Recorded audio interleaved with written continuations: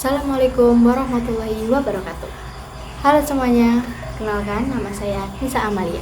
Pada kesempatan kali ini, saya mau membahas atau mengajak ngobrol bersama mengenai isu atau berita-berita yang beberapa bulan lalu sempat dibicarakan oleh publik.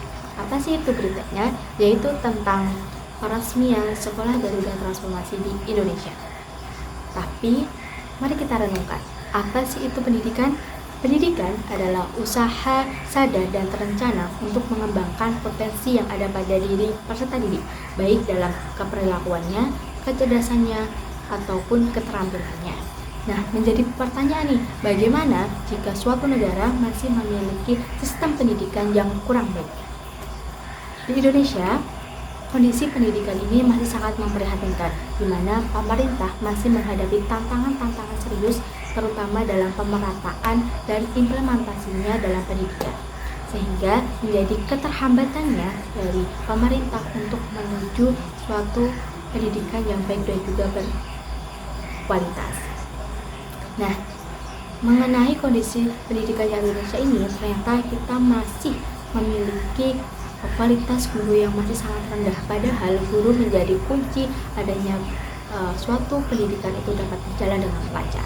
Lalu yang kedua, itu kurikulum yang kurang relevan, yang dimana pemerintah masih suka merubah-rubah adanya aturan dari kurikulum, sehingga menjadi masalah yang serius atau menjadi adaptasi yang cukup panjang, baik dari pengajar maupun peserta didik dalam menjalani atau menempuh pendidikan di Indonesia ini.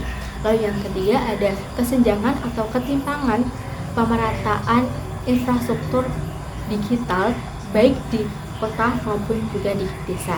Dan ini menjadi masalah yang cukup serius karena kesenjangan ini memiliki nilai yang cukup tinggi, di mana kebanyakan yang di daerah kota itu fasilitasnya sudah cukup baik dan memadai, padahal di daerah desa masih perlu disoroti oleh pemerintah supaya diperbaiki menjadi lebih baik lagi. Nah, lalu untuk yang selanjutnya yaitu adanya fasilitas-fasilitas pendukung seperti perpustakaan, kondisi kelas seperti meja, lalu kursi, lalu papan tulis, dan alat-alat pendukung pendidikan lainnya itu yang masih kurang memadai, terutama di wilayah-wilayah pelosok. Nah, setelah kita membahas mengenai adanya kondisi pendidikan di Indonesia yang masih cukup memprihatinkan, menjadi sebuah pertanyaan bahwa apa sih upaya pemerintah dalam mengatasi adanya ketimpangan pemerataan fasilitas pendidikan di Indonesia ini? Ternyata pada tanggal 8 Oktober 2025 kemarin, pemerintah telah meresmikan adanya program Sekolah Garuda Transformasi. Nah, apa itu Sekolah Garuda Transformasi? Sekolah Garuda Transformasi adalah program hasil terbaik cepat yang diusulkan oleh langsung dari Bapak Presiden Prabowo Subianto dan merupakan upaya dalam mengatasi ketimpangan yang ada di Indonesia, terutama di pendidikan. Dari program tersebut, ternyata pemerintah menyoroti dua masalah atau dua program untuk mengatasi ketimpangan yang ada di Indonesia. Yang pertama yaitu ada Sekolah Garuda.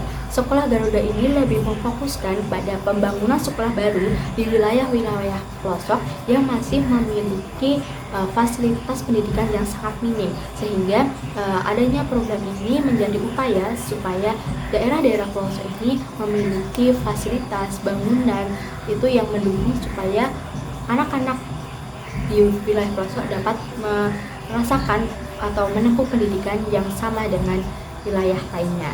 Lalu yang kedua itu adalah sekolah transformasi.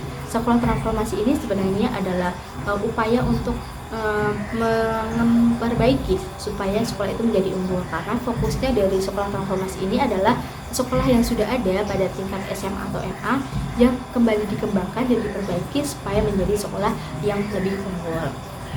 Tentunya dari peresmian program ini memiliki tujuan supaya pendidikan yang ada di Indonesia ini lebih baik lagi.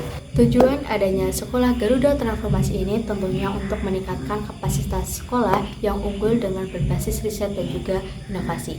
Lalu untuk meningkatkan atau mengembangkan adanya kualitas sumber daya manusia atau generasi penerus kita supaya menjadi lebih unggul, kreatif, inovatif dan juga mampu berkompetisi di dunia global. Dan selanjutnya adanya program ini juga membuka akses bagi generasi-generasi penerus bangsa supaya dapat melanjutkan pendidikan pada perguruan tinggi di dunia, tidak hanya di lingkupan nasional tapi juga di internasional, sehingga menjadi perbaikan bagi mutu pendidikan Indonesia dengan memiliki kualitas sumber daya manusia yang lebih baik. Lalu yang terakhir yaitu tentunya Indonesia berharap besar adanya program ini dapat mewujudkan dengan baik adanya Indonesia Emas di tahun 2024 nanti, sehingga kita semuanya memiliki harapan yang baik untuk kedepannya supaya program ini tidak hanya berjalan satu kali dan tidak berhenti di tengah jalan, tetapi juga masih berlanjut dengan semakin adanya perbaikan dan evaluasi yang secara berkala agar mampu mewujudkan Indonesia Emas 2024 yang menghasilkan adanya generasi penerus dengan sumber daya manusia yang sangat berkualitas, sehingga tidak ada lagi masalah yang masih membahas adanya anak-anak Indonesia yang tidak merasakan pendidikan secara adil. Itu saja yang dapat saya bahas. Assalamualaikum warahmatullahi wabarakatuh.